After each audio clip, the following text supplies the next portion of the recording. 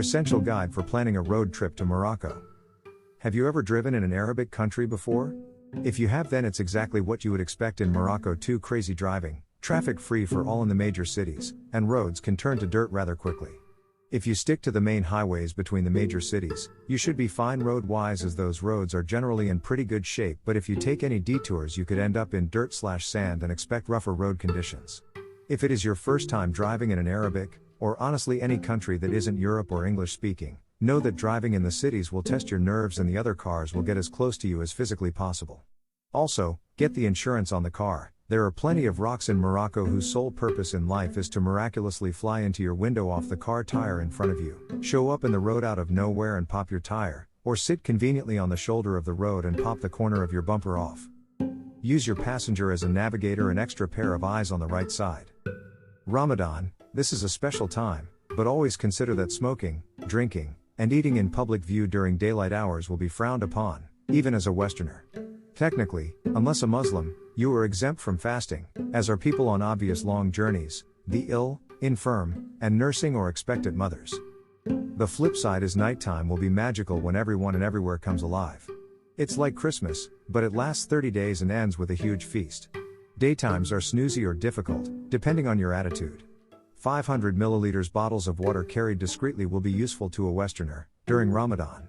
Keep hydrated, fruit juices, fresh if possible, or bottled fruit soft drinks otherwise. Drive with caution, but remember to take it casually and relax too. Avoid getting overstressed, especially in towns. Your slow, gradual vehicle movements signal intentions as much as any turn signal, but use that too.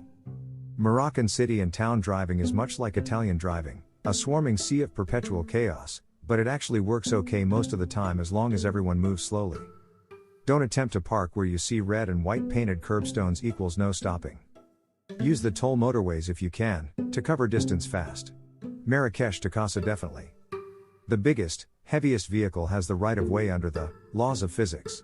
Mass means might. Expect to have to pull off to the side on small roads in rural areas. Buses and trucks never stop and rarely slow down. Use the toll motorways if you can, to cover distance fast. Marrakesh to Casa definitely. The biggest, heaviest vehicle has the right of way. Expect to have to pull off to the side on small roads in rural areas. Buses and trucks never stop and rarely slow down. Always carry drinking water in the car, 2 to 4 liters per person minimum, much more in summer or desert. In extremely rural areas it's polite to offer a lift to others at the roadside if possible, and you feel comfortable, a great way to meet people. French will be a good lingua franca. There are few fixed prices in Morocco. Most transactions are at best based on mutual barter or at worst, your general appearance of gullibility. The prices of food, daily or weekly household supplies are never bartered for, everything else is, unless you see a prefixy sign, tourist shops only, usually. If you pass a Carrefour or Marjane, stock up on everything that your soul desires. For anything else you need, in the country, you approach the shopkeeper and ask. Mechanics and tire repair places are excellent and cheap, as in the rest of Africa. Guardians parking dudes, semi-official or otherwise, rule their parking turf. 10 dirhams per night is the norm in most places for a Westerner. They will usually indicate a place for you to park and are often in a dayglow vest. Keep them happy and they keep an eye on your car. Outside some tourist areas expect 20 dirhams per night.